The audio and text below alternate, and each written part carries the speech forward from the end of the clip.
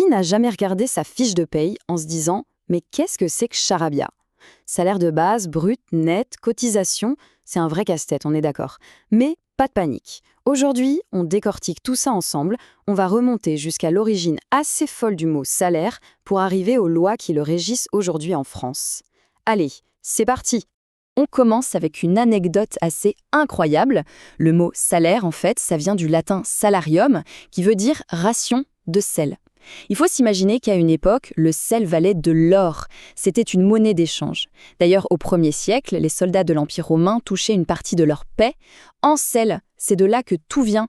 Et donc, de cette fameuse ration de sel, on arrive à la définition légale d'aujourd'hui. Pour faire simple, le salaire, c'est l'argent qu'on reçoit en échange d'un travail. C'est vraiment la base du contrat de travail, l'un des 3 piliers avec le travail lui-même et le lien de subordination. Et bien sûr, verser ce salaire, c'est l'obligation numéro 1 de l'employeur. Bon, maintenant que les bases sont posées, on va s'attaquer au cœur du réacteur, au cœur de la fiche de paye, les éléments vraiment essentiels. Alors là, on touche à la distinction la plus importante, celle entre le brut et le net. Le salaire brut, c'est le montant total, celui qu'on négocie, avant qu'on ne retire quoi que ce soit. Et le salaire net, eh bien, c'est ce qui atterrit vraiment sur le compte en banque à la fin du mois. En général, pour passer du brut au net, il faut compter une déduction d'environ 23 à 25%. Alors concrètement, en chiffres, ça donne quoi un salaire en France ? Pour un temps plein dans le privé, en 2024, le salaire moyen est de 2 733 € net par mois. Mais attention, une moyenne, ça peut être super trompeur. Ce chiffre, à lui tout seul, ne raconte pas toute l'histoire. Et c'est là qu'on voit bien les écarts. Regardez, un cadre gagne en moyenne 4 629 € net par mois. En face, un ouvrier est à 2 051 € et un employé à 1 941 €. On voit bien que la catégorie socio-professionnelle a un impact énorme sur le niveau de salaire. Pour avoir une vision plus juste de la situation, il faut regarder un autre chiffre, le salaire médian. En 2024, il est de 2 190 € nets par mois. Qu'est-ce que ça veut dire, médian ? Eh bien, c'est tout simple, ça signifie que la moitié des salariés du privé gagnent moins que cette somme et l'autre moitié gagne plus. C'est souvent un indicateur bien plus parlant que la moyenne. Mais évidemment, une fiche de paie, ce n'est pas juste un salaire de base. Il y a plein d'autres choses qui peuvent venir s'ajouter. Voyons un peu de quoi il s'agit. On peut classer tous ces compléments en 3 grandes familles. D'abord, on a ce qu'on appelle les accessoires, ce sont les primes, les pourboires, tout ce qui vient en plus du salaire de base. Ensuite, il y a les substituts, c'est-à-dire l'argent qu'on touche même quand on ne travaille pas, comme les indemnités maladie ou les congés payés. Et enfin, les indemnités qui, elles, sont là pour réparer un préjudice, comme l'indemnité de licenciement par exemple. Du coup, avec ce méli-mélo de primes, d'indemnités, la grande question c'est, est-ce que tout ça, juridiquement, c'est considéré comme du salaire ?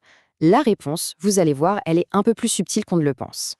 Pour y voir plus clair, il faut absolument comprendre une différence clé en droit du travail. C'est la différence entre le salaire et la rémunération. Et non, ce n'est pas du tout la même chose. Ce schéma est parfait pour comprendre. Imaginez des poupées russes, en gros. Le salaire, c'est la petite poupée, le noyau central. Et la rémunération, c'est la grande poupée qui englobe tout le reste. C'est donc un concept beaucoup plus large. Voilà le truc à retenir. Le salaire, c'est la contrepartie directe du boulot qu'on fait. C'est purement contractuel. La rémunération, elle, est plus globale. Elle récompense le fait même d'appartenir à l'entreprise. C'est une distinction juridique qui est vraiment fondamentale. Et si on insiste là-dessus, c'est parce que comprendre cette différence, c'est plus important que jamais. Pourquoi ? Eh bien parce qu'une petite révolution sur la transparence est en train de se préparer en Europe et ça va absolument tout changer en France.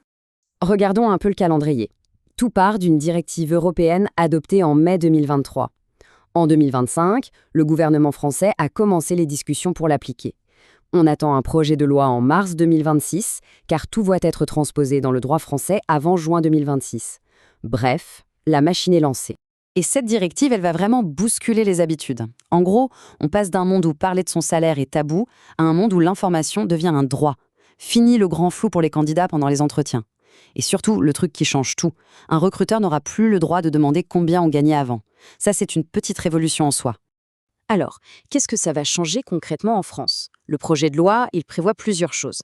Un droit à l'information sur les niveaux de salaire dans l'entreprise, plus de transparence dès l'embauche, des sanctions pour les boîtes qui ne jouent pas le jeu, et bien sûr, cette fameuse interdiction de demander l'ancien salaire.